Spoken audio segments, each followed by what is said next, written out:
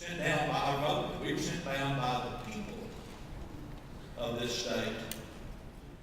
The Texas Senate today wrapped up debate and voted preliminary approval to the voter ID bill that requires voters to show a photo ID to cast a ballot.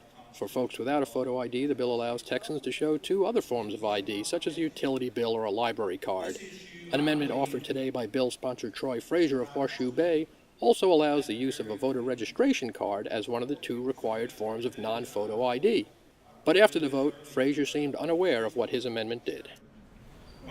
You either can show your driver's license or two other forms of identification. And one of those two forms, the voter registration card, is not on that list of one of those forms. Not of the two additional. It has to be two others.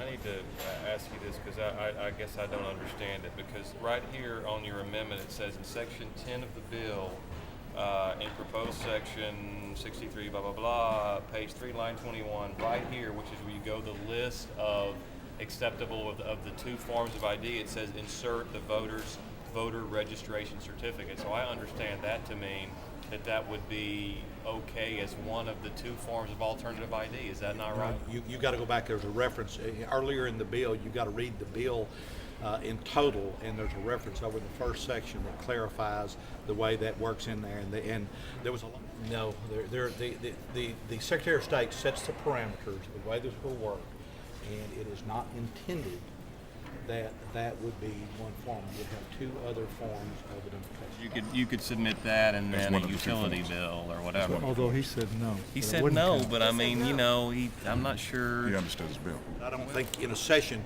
you ever say one bill is the most important bill, but I would make the case that the bill that we just passed is an extremely important bill for the people of the state. Ken Herman for the Austin American Statesman in the Texas Senate.